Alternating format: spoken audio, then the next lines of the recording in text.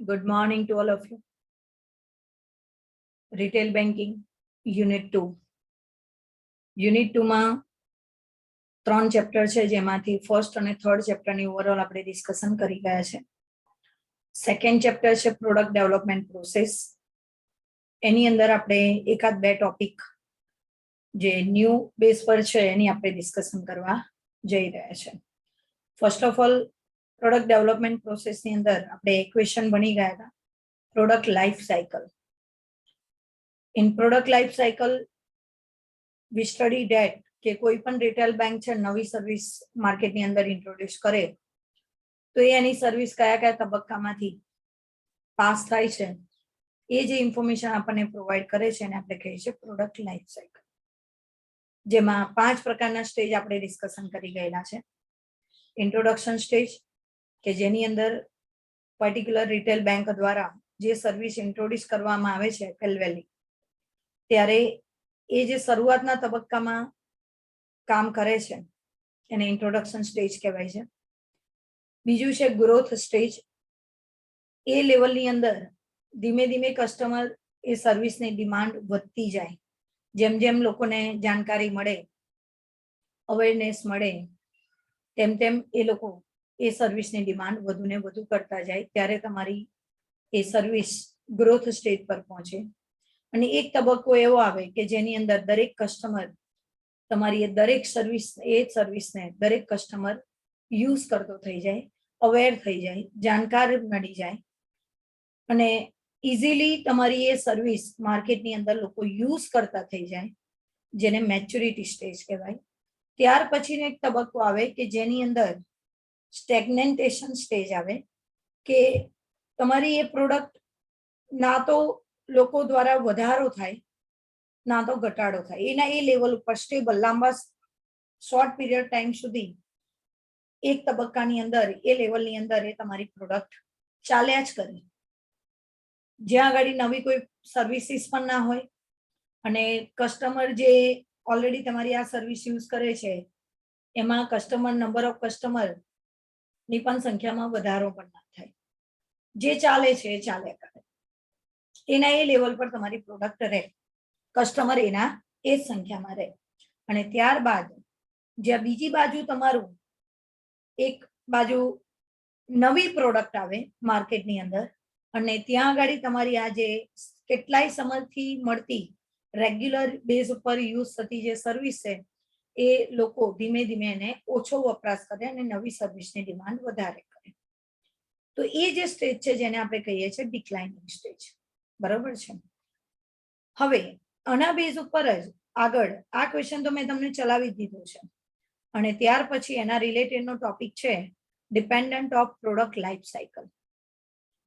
Dependent of product life cycle એટલે કે આ જે તમારી મેં તમને કીધી નવી પ્રોડક્ટ છે એ તમારા ઇન્ટ્રોડક્શન સ્ટેજમાં જશે, ગ્રોથ સ્ટેજમાં જાય, મેચ્યોરિટી સ્ટેજ પર રહેશે, સ્ટેગ્નેન્ટેશન રહેશે, ડિક્લાઇન સ્ટેજ પર રહેશે. એનો આધાર સાની પર રહેલો છે. તો કે એવું નથી હોતું કે દર વખત નવી સર્વિસ આવે એટલે જૂની સર્વિસની લોકો ડિમાન્ડ બંધ કરી દે, પણ એનો બેઝ હોય છે. અમુક બાબતો હોય છે જેને ધ્યાનમાં રાખીને કસ્ટમર કઈ સર્વિસની કેટલી ડિમાન્ડ કરવી એનો આધાર રાખે છે, જેને સમજવા માટે આપણે ડિપેન્ડ ઓફ પ્રોડક્ટ લાઈફ સાયકલના ટોપિકની ડિસ્કશન કરવી પડે. તો એ અહીંયા તમને આપણે ડિસ્કસ કરવા જઈ રહ્યા છે. તો what is the depend of product life cycle? તો પ્રોડક્ટ લાઈફ સાયકલને સમજવા માટે કે તમારી પ્રોડક્ટ કયા સ્ટેજમાંથી પાસ થશે તો એના બેઝ ઉપર તમારી પ્રોડક્ટ જે નવી પ્રોડક્ટ તમે લોન્ચ કરવા જઈ રહ્યા છો બેંક દ્વારા એ કોર પ્રોડક્ટ છે કે ઓગ્યુમેન્ટેડ પ્રોડક્ટ છે. કોર પ્રોડક્ટ એટલે કે મેઇન પ્રોડક્ટ કહીએ આપણે, મેઇન સર્વિસ કે જેના વગર કસ્ટમરને ચાલવાનું જ નથી અને બટ નેચરલી છે કે જો એ તમારી કોર પ્રોડક્ટમાં આવતી હશે, મેઇન પ્રોડક્ટ સર્વિસમાં આવતી હશે તો શરૂઆતમાં ભલે એની ડિમાન્ડ ઓછી રહેતી પણ ધીમે ધીમે એ સર્વિસ મેચ્યોરિટી પીરિયડ પર પહોંચશે જ અને મેચ્યોરિટી પીરિયડ ઉપર કરતાંય સ્ટેગ્નેન્ટેશન પીરિયડ પણ વધારે રહેશે. લાંબા સમય સુધી લોકો એ સર્વિસની ડિમાન્ડ કરશે ને કરશે ભલે માર્કેટમાં બીજી ઘણી નવી સર્વિસ આવી જાય. પણ તમારી એ પર્ટિક્યુલર પ્રોડક્ટની ડિમાન્ડ, સર્વિસની ડિમાન્ડ માર્કેટમાં એટલી ને એટલી જળવાઈ જ રહે. એવી જે પ્રોડક્ટ એને કહેવાય કોર પ્રોડક્ટ. કે બીજી સર્વિસ આવવા છતાં એનું ઇમ્પોર્ટન્સ એટલું ને એટલું જ રહે. બરોબર છે. જ્યારે બીજું છે એગ્યુમેન્ટેડ પ્રોડક્ટ્સ, એવી પ્રોડક્ટ કે જેની સર્વિસમાં day by day increase decrease થતું તમને જોવા મળે. બીજા શબ્દોમાં કહીએ તો જેવી રીતે કોર પ્રોડક્ટને આપણે કીધું મેઇન પ્રોડક્ટ કે જેના વગર ચાલવાનું જ નથી, એવી રીતે એગ્યુમેન્ટેડ પ્રોડક્ટ એટલે કે સબસિડરી પ્રોડક્ટ, સહાયરૂપ સેવા કે જે મેઇન પ્રોડક્ટની સાથે એને ડેવલપ કરવામાં આવે છે. હવે સ્વાભાવિક છે કે મેઇન પ્રોડક્ટની સાથે એને આપણે ડેવલપ કરતા હોય તો જ્યાં સુધી એને એક્સ્ટ્રા બેનિફિટ મળતા હોય, વધારાના લાભ મળતા હોય, ત્યાં સુધી એ પ્રોડક્ટની ડિમાન્ડ રહે. અને જ્યાં તમને એવું લાગે કે એની જરૂરિયાત ઓછી છે તો ત્યાં આગળ એની ડિમાન્ડમાં ઇન્ક્રીઝ થાય કાં તો ડિક્રીઝ થાય on the basis of customer choice. એવી જે પ્રોડક્ટ એને એગ્યુમેન્ટેડ પ્રોડક્ટ કહેવાય. અને એના આધારે જ આપણે એવું કહી શકીએ કે એની પ્રોડક્ટ લાઈફ સાયકલ કેવા પીરિયડમાંથી એ પાસ થશે. એટલે તમારી પ્રોડક્ટનું, તમારી સર્વિસીસનું લાઈફ સાયકલ કેવી રહેશે, કેટલા સમય માટે કયા સ્ટેજ પર તમારી સર્વિસ રહેશે, it's a depend on to base, core product છે કે એગ્યુડ પ્રોડક્ટ છે, એના ઉપર એ ડિસિઝન રહે. જો કોર પ્રોડક્ટ હશે તો એનું ઇન્ટ્રોડક્શન થી લઈને સ્ટેગ્નેન્ટેશન પીરિયડ સુધીનો જે પીરિયડ છે ને એ મેક્સિમમ રહેશે, સૌથી વધારે રહેશે. અને ત્યાં બેંકને પ્રોફિટ વધારે મળશે. રેગ્યુલર બેઝની સર્વિસ કે ગમે તે તમે કરો પણ આ સર્વિસ તો બેંકમાં જોઈએ ને જોઈએ, કસ્ટમર એની ડિમાન્ડ કરીને કરે છે. જ્યારે એગ્યુમેન્ટ પ્રોડક્ટની અંદર on the basis of requirement, need, ચોક્કસ સ્પેસિફિક જરૂરિયાત હોય તો જ એ સર્વિસની ડિમાન્ડ થાય. તો બટ નેચરલી છે કે ઇન્ટ્રોડક્શન થી મેચ્યુરિટી કે સ્ટેગ્નેન્ટેશન પીરિયડ સુધીમાં તમારી એ પ્રોડક્ટનું અપ્સ એન્ડ ડાઉન તમને વધારે જોવા મળે. કોક વાર ડિમાન્ડ વધી પણ જાય, કોક વાર ડિમાન્ડ ઘટી પણ જાય. અને એના બેઝ ઉપર આજે બેંકો એની પ્રોફિટેબિલિટી અસેટ સાઇડ જો ઇન્ક્રીઝ કરવા માંગતી હોય તો એ બહુ ઓછી ક્રિએટ થાય. કમ ટકે સર્વિસની ડિમાન્ડ નો રેશિયો તમે અગાઉથી જજ કરી શકતા નથી. જરૂરિયાત વાળા લોકો જે સર્વિસ યુઝ કરશે અને એ પણ પ્રોપોર્શનેટ બેઝ પર જરૂર હશે એટલી છે. તો now see core product. Core product are essentially those products which define what kind of business we are in.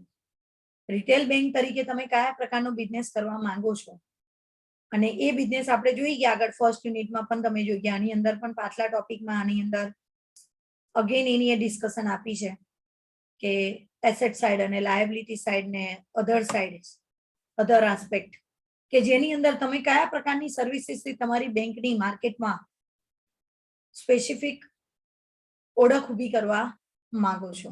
અને એના બેઝ ઉપર તમે જે સર્વિસ આપો, મેઇન સર્વિસ કે જેના આધારે બેંક તમારી ચલાવવા તમે માંગો છો, બેંક તમારો એ બિઝનેસ કરવા માંગે છે, તો એ પ્રોડક્ટને કોર પ્રોડક્ટ કહેવાય.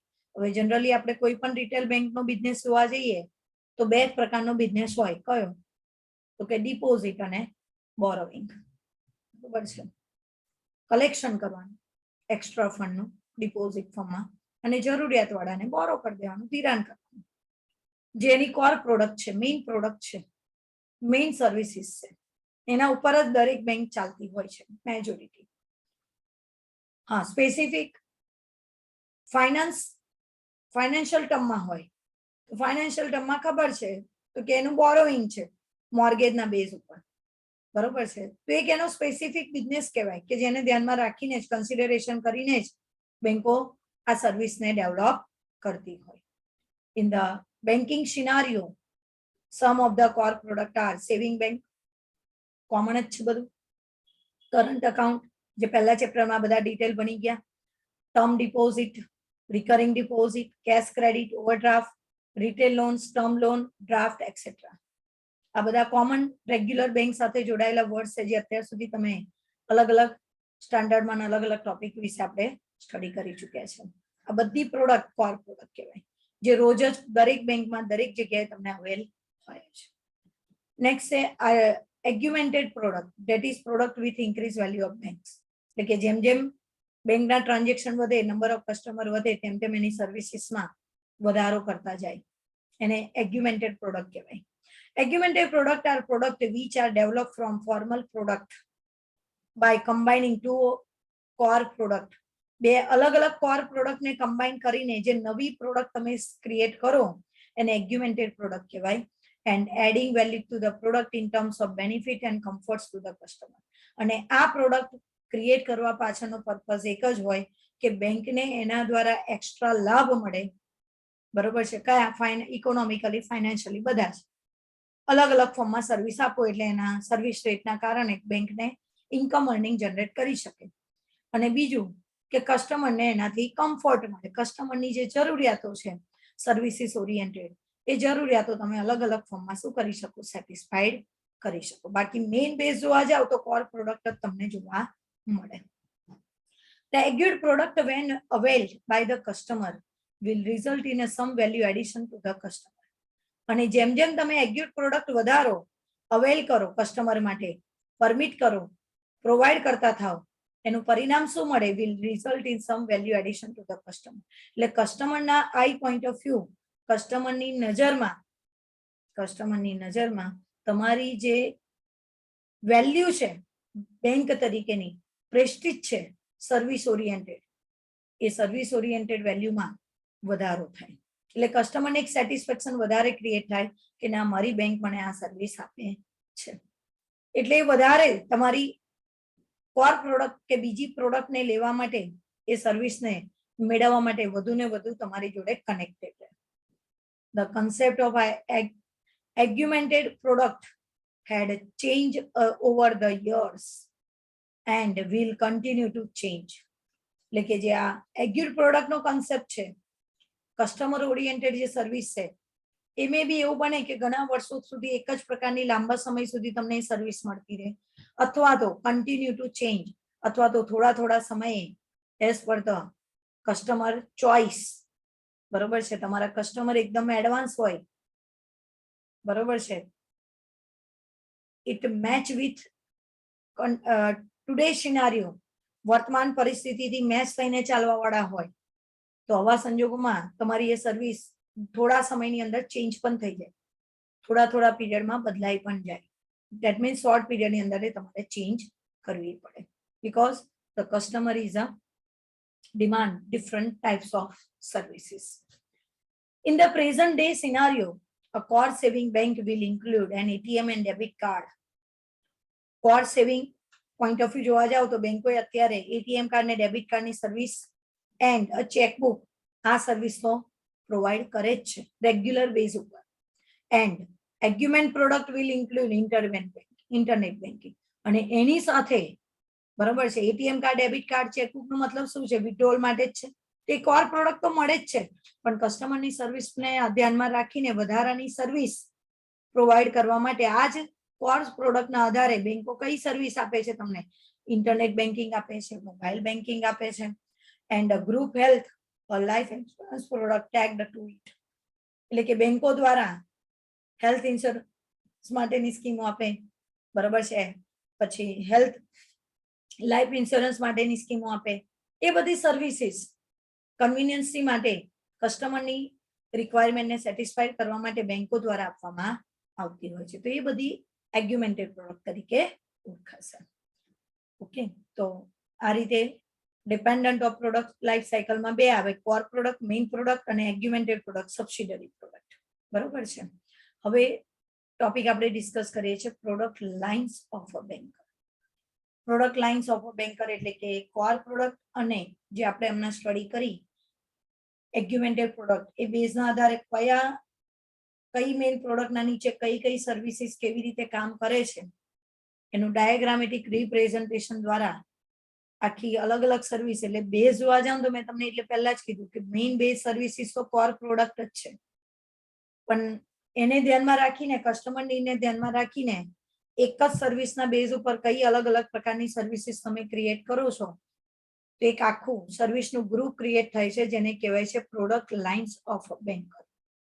એના હાથ નીચે, મેઇન પ્રોડક્ટના હાથ નીચે અલગ અલગ સર્વિસીસ કેવી રીતે ડિસ્ટ્રીબ્યુટ થાય છે એને ડાયાગ્રામેટિક પ્રેઝન્ટેશન દ્વારા રિપ્રેઝન્ટ કરવામાં આવે છે, એટલે એને કહેવાય છે લાઇન ઓફ અ બેન્કર.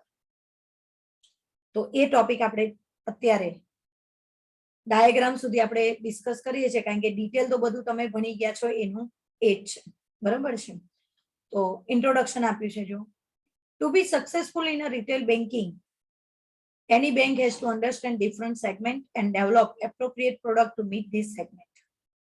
અલગ અલગ ઘટકોનો, અલગ અલગ પરિબળોનો તમારે અભ્યાસ કરવો પડે અને એને પહોંચી વળવા માટે તમારે એનો અલગ અલગ પાસાઓનો સમયને આધીન, કસ્ટમરને આધીન તમારે એનો અભ્યાસ કરવો પડે.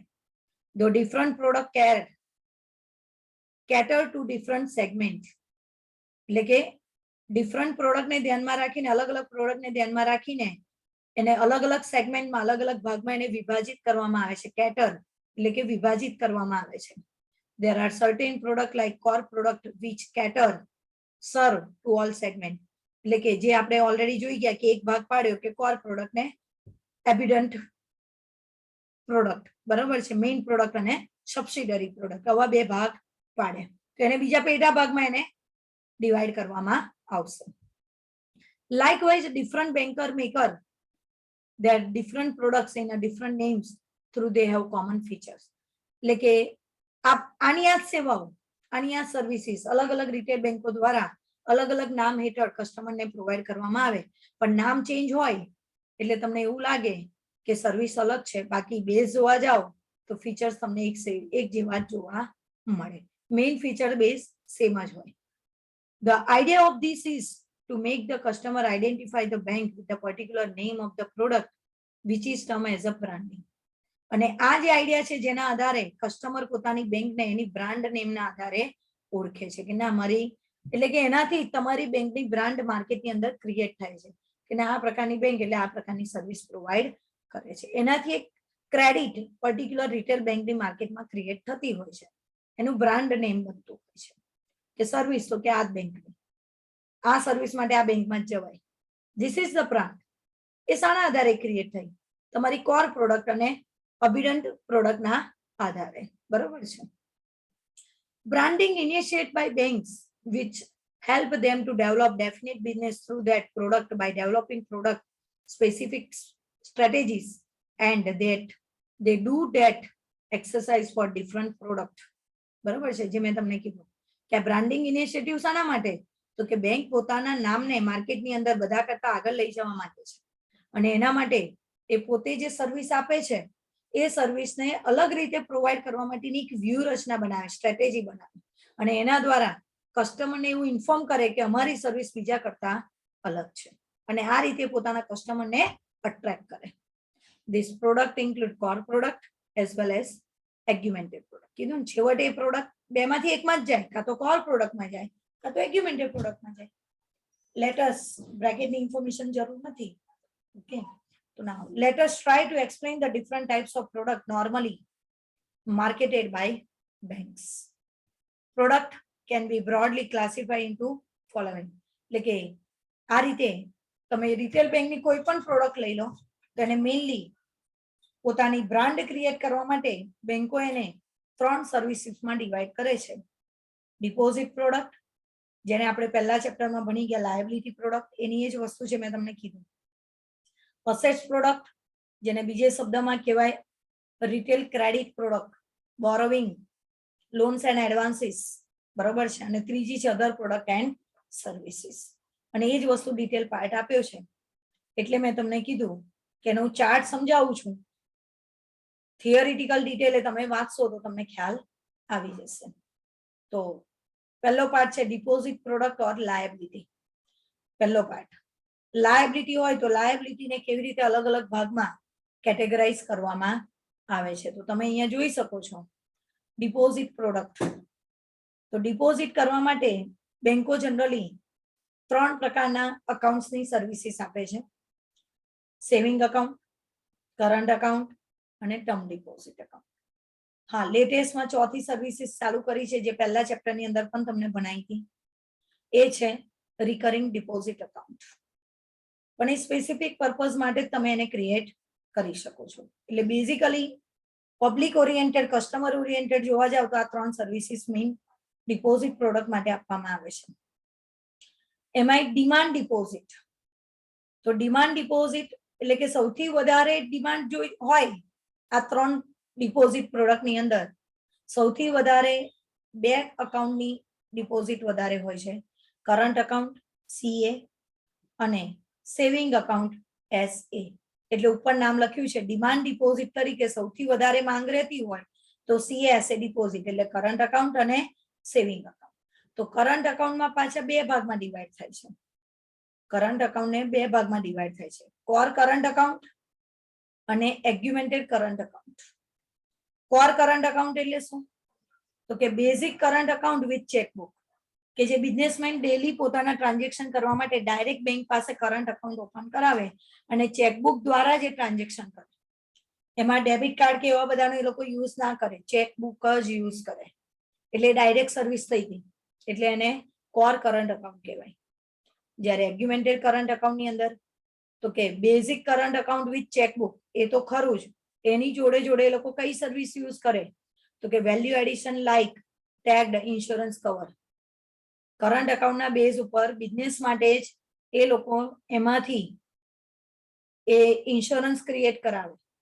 આજે બિઝનેસના જે ઇન્સ્યોરન્સ હોય એ કરંટ અકાઉન્ટમાંથી ફેર કરાવે. એ સર્વિસીસ એ લોકો ચેકબુક દ્વારા અથવા તો બીજી કોઈ ડ્રાફ્ટ એવી ફેસિલિટી લઈને બેંકને એવું કે અમારા ઓન બિહાફ ઓફ અસ તમે આ પેમેન્ટ કરી દો. ઇન્સ્યોરન્સના પેમેન્ટ ને બધું કરવાનું હોય. અને બીજું છે other concession like free remittance et cetera.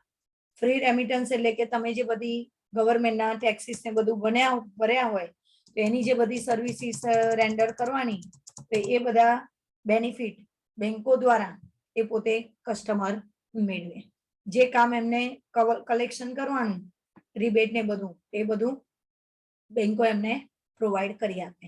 એટલે કરંટ બેંકના આધારે જ કરંટ અકાઉન્ટ પરથી જ આ 2 પ્રકારની સર્વિસીસ તમે મેળવી શકો. એવું જ રીતે સેવિંગ અકાઉન્ટમાં પણ સેવિંગ અકાઉન્ટમાં કોર કરંટ અકાઉન્ટ અને એગ્યુમેન્ટેડ કરંટ અકાઉન્ટ. તો કોર કરંટ અકાઉન્ટમાં શું હોય છે? કોર કરંટ સેવિંગ અકાઉન્ટમાં શું હોય છે? Basic saving account with chequebook and debit card. એટલે કે ચેકબુકનો અને ડેબિટ કાર્ડનો ઉપયોગ કરીને ડાયરેક્ટ બેંક સાથેથી તમે જે સેવિંગ અકાઉન્ટના ટ્રાન્ઝેક્શન કરો અને જે ફેસિલિટી મેળવો તો એને બેઝ કયો તો કે સેવિંગ અકાઉન્ટ છે તમારું. તો એના આધારે જે ડાયરેક્ટ બેંકમાં જઈને સર્વિસીસ મેળવો છો તો એને કહેવાય કોર કરંટ સેવિંગ અકાઉન્ટ. જ્યારે એગ્યુમેન્ટેડ કરંટ સેવિંગ અકાઉન્ટમાં શું હોય તો કે આ સર્વિસીસ તો ખરી એ તો લેવાની, જોડે જોડે વધારાની કઈ સર્વિસ મળે તો કે value addition like tagged insurance cover, life and non life બંને મળે. બરોબર છે? ઓકે. પર્સનલ એક્સિડન્ટ કવરનો ઇન્સ્યોરન્સ જે પ્રધાનમંત્રી યોજના દ્વારા અત્યારે આપવામાં આવે છે. સેવિંગ અકાઉન્ટ તમે ધરાવતા હોય બેંકમાં તો તમને ઇઝીલી આ ઇન્સ્યોરન્સ મળી જાય. એના માટે કોઈ લીગલી તમારે પ્રોસિજર કરવાની જરૂર નથી. ખાલી તમારે એક સિમ્પલ ફોર્મ આવે એમાં સાઇન કરો એટલે તમારું એ અપ્રૂવ થઈ જાય. Sweep in or sweep out facility. જ્યારે જોઈએ ત્યારે અમુક પ્રકારની સર્વિસીસ તમે મેળવો અને સર્વિસીસ ચાલુ કરાવો, સર્વિસીસ બંધ કરાવો. Next other concession like free remittance etcetera. અને બીજી કોઈ પણ આવા પ્રકારની સર્વિસીસ કે જે તમે સેવિંગ અકાઉન્ટ દ્વારા શું કરતા હોય એક્વાયર કરી શકતા હોય. એટલે ડિપોઝિટ અકાઉન્ટની અંદર 3 અકાઉન્ટ સેવિંગ, કરંટ અને ટર્મ. એમાં કરંટ અકાઉન્ટ અને સેવિંગ અકાઉન્ટમાં કઈ કઈ સર્વિસીસ મળે લાઈન બેઝ ઉપર એકના એક નીચે આ અકાઉન્ટ લો એટલે આ સર્વિસ મળે, આ અકાઉન્ટ લો એટલે આ સર્વિસ મળે. બરોબર છે? તો એટલે અહીંયા તમને અહીંયા નામ આપ્યું છે, ઉપર મેઇન નામ આપ્યું છે લાઈન ઓફ અ બેંકર. બરોબર છે? ઓકે. પછી તમે એવું કહો કે અહીંયા કરંટ અકાઉન્ટ ખોલાવ્યું છે અને કોર કરંટ અકાઉન્ટની સેવિંગની સર્વિસ જોઈએ છે તો એ ના મળે. પછી તમારે એને સ્પેસિફિક સેવિંગ અકાઉન્ટમાં જવું પડે, સેવિંગ અકાઉન્ટ ઓપન કરાવવું પડે. એટલે આ અકાઉન્ટ હોય તો આ જ સર્વિસીસ મળે, આ અકાઉન્ટ હોય તો આ સર્વિસીસ મળે. એટલે એને લાઈન બેન્કર તરીકે, લાઈન રિટેલ બેન્કર તરીકે ઓળખાય છે. અને ત્રીજો પાર્ટ છે તમારો ટર્મ ડિપોઝિટ. તો ટર્મ ડિપોઝિટનું અહીંયા આપ્યું છે જેને આપણે ફિક્સ ડિપોઝિટ કહીએ છીએ. તો ફિક્સ ડિપોઝિટમાં જો તમને આપ્યું છે એ પ્રમાણે રિકરિંગ ડિપોઝિટ, ફિક્સ ડિપોઝિટ અને કોમ્બિનેશન ટર્મ ડિપોઝિટ. તો રિકરિંગ ડિપોઝિટમાં તો કે deposit can be build upon a monthly basis, કે જેની અંદર દર મહિને આ અકાઉન્ટની અંદર તમારે નક્કી કરેલી ડિપોઝિટ જમા કરાવવી જ પડે. Term deposit interest rates for the relevant period. એટલે કે જેટલા સમય માટેનો તમે ટર્મ ડિપોઝિટ કરાવી હોય, ટર્મ ડિપોઝિટનો મિનિમમ પીરિયડ હોય છે 10 year period. Maturity period 5 year, 5 વર્ષ. અને એ જે તમારો રેટ ઓફ ઇન્ટરેસ્ટ હોય છે એ અગાઉથી પ્રી ડિટરમાઇન આરબીઆઈ દ્વારા અગાઉથી નક્કી કરેલો હોય છે. રિલેવન્ટ સમયમાં, અત્યારના સમયમાં જે ચાલતા રેટ હોય, આરબીઆઈ નક્કી કરેલો ફિક્સ રેટ, એ જ રેટથી તમને એમાં ઇન્ટરેસ્ટ મળે. And flexibility with respect of amount payable every month. હા, જે દર મહિને નક્કી કરેલી અમાઉન્ટ છે એમાં ફ્લેક્સિબિલિટી હોય. ફ્લેક્સિબિલિટી એટલે કઈ? તો કે પર્ટિક્યુલર મહિનામાં ગમે ત્યારે અમાઉન્ટ તમે જમા કરાવી શકો, પણ એ એવરી મંથ તમે જે મહિનામાં કીધું એટલી અમાઉન્ટ તમારે જમા કરાવવી પડે. સ્પેસિફિક ડેટ નહીં, પર્ટિક્યુલર મંથના આધારે તમને એમાં ફ્લેક્સિબિલિટી મળતી હોય છે. Now fix deposit. ફિક્સ ડિપોઝિટમાં તો એ તમને ખબર જ છે, deposit offer for a fix period, 1 year, 2 year, 3 year, 5 year base ઉપર એમાં ડિપોઝિટ હોય છે. Option to receive interest at a maturity, monthly, quarterly, half yearly. આની અંદર જે એનું ઇન્ટરેસ્ટ છે આમાં કમ્પલસરી 5 વર્ષના અંતે જ મળે રિકરિંગ ડિપોઝિટમાં ઇન્ટરેસ્ટ. જ્યારે ફિક્સ ડિપોઝિટમાં તમારે અલગ અલગ ઓપ્શન મળે ઇન્ટરેસ્ટ મેળવવા માટે. તમારે મેચ્યુરિટીના આધારે, એટલે કે 5 વર્ષની ડિપોઝિટ કરી તો 5 વર્ષના અંતે મળે. મંથલી જોઈતી હોય તો મંથલી મળે, ક્વાર્ટરલી દર 3 મહિને જોઈતી હોય તો દર 3 મહિને મળે, અને હાફ યરલી માંગો તો હાફ યરલી મળે. બરોબર છે? તમે જે રીતે માંગો, જે પીરિયડનો ઇન્ટરેસ્ટ તમારે જોઈતું હોય એ રીતે તમને ઇન્ફોર્મેશન મળે. Interest also reinvested and payable on maturity along with principal. તો એમાં એ પણ ફંક્શન હોય છે, ઓટો ફંક્શન જેને કહેવાય છે. બેંકમાં તમે જાઓ તો તમને ખબર પડે, ઓટો ફંક્શન હોય છે. ઓટો ફંક્શન એટલે મેચ્યુરિટી ડેટ ઉપર તમે બેંકમાં ડિપોઝિટ રિન્યુ કરાવવા ના જાઓ તો પણ એમાં તમારી જે ઇન્ટરેસ્ટની અમાઉન્ટ હોય એ ઇન્ટરેસ્ટની અમાઉન્ટ એમાં ઇન્ક્લુડ કરીને એ ડિપોઝિટ ફરી એટલા સમય માટે રીઇન્વેસ્ટ થઈ જાય, એટલે તમારે ઓટો ઇન્વેસ્ટ થઈ ગઈ કહેવાય. તમારે ફરીથી એને રિકરિંગ કરાવવા જવું પડે એવું જરૂરી નથી. આપોઆપ એ ફિક્સ ડિપોઝિટમાં નેક્સ્ટ યર માટે કન્વર્ટ થઈ જાય. અને લાસ્ટ છે combination term deposit. Combination of recurring deposit and fix deposit, આ બે પ્રકારની ડિપોઝિટ ભેગી કરીને જે બને એને કહેવાય કોમ્બિનેશન ટર્મ ડિપોઝિટ. બરોબર છે? ડિફરન્ટ કોમ્બિનેશન આ સ્ટ્રક્ચર, આમાં અલગ અલગ પ્રકારના બંનેના ક્રાઇટેરિયાને ધ્યાનમાં રાખીને, બંનેના ફીચર્સને ધ્યાનમાં રાખીને એક નવું ઇન્વેસ્ટમેન્ટ, નવી ટર્મ ડિપોઝિટ ક્રિએટ કરવામાં આવે. The first part will be in the form of RD, એટલે કે રિકરિંગ ડિપોઝિટ, એટલે કે અમુક ફીચર્સ રિકરિંગ ડિપોઝિટના લેવામાં આવે. And the second part will B on any one type of the fix deposit, અને બીજા અમુક ક્રાઇટેરિયા ફિક્સ ડિપોઝિટમાંથી સિલેક્ટ કરીને લેવામાં આવે. એટલે કે અમાઉન્ટ તમે અહીંયાથી લો છો કે ભાઈને આટલી જ અમાઉન્ટ મારે લેવાની છે, અને પીરિયડ તકે ઇન્ટરેસ્ટ પોઈન્ટ ઓફ વ્યૂ તકે મેચ્યુરિટી એ નહીં, મારે મંથલી જોઈએ છે. એટલે એક ક્રાઇટેરિયા નો આવ્યો ફિક્સ ડિપોઝિટમાં, અને રેટ ઓફ ઇન્ટરેસ્ટ અને અમાઉન્ટ તકે રિકરિંગ ડિપોઝિટના આધારે. બરોબર છે? તો બંનેના ફીચર્સ કમ્બાઈન કરીને તમારી ડિપોઝિટ ક્રિએટ થાય છે, એટલે એને કોમ્બિનેશન ટર્મ ડિપોઝિટ કહેવામાં આવે છે. ઓકે, તો આ રીતે બેંકની અંદર લાઈન ઓફ બેન્કર તરીકે ડિપોઝિટની અંદર આ અલગ અલગ પ્રકારની સર્વિસીસ તમને પ્રોવાઈડ કરવામાં આવે છે. જે બીજો પાર્ટ છે હવે કયો, એસેટ્સ પ્રોડક્ટ અને અધર પ્રોડક્ટ સર્વિસ, એની ડિટેલમાં એક્સપ્લેનેશન આપ્યું છે. આ બધાનું જ આપ્યું છે, પણ ઓલરેડી આપણે આ બધું ડિસ્કશન પહેલા ચેપ્ટરમાં પણ કરી ગયા છે અને કોમન છે. તો you have to just read. બરોબર છે? અને એ તમે વાંચો એટલે તમને ખ્યાલ આવશે. ઓકે, તો અહીંયા તમારો આ કન્સેપ્ટ જે આપણે બાકી હતો એ ડિસ્કસ કર્યો. હવે બીજા એક વિડીયોની અંદર બીજો પણ એક વિડીયો બનાવીને મોકલું છું. એની અંદર હજુ જે થોડું ઘણું કન્ટેન્ટ બાકી છે, આ કેવાયસી, કે કેવી રીતે કસ્ટમરને તમે જાણી શકો તે, એનો કન્સેપ્ટ, અને બીજો એક ક્વેશ્ચનનો કન્સેપ્ટ છે એ આપણે નેક્સ્ટ વિડીયોની અંદર ડિસ્કસ કરીએ છીએ. ઓકે.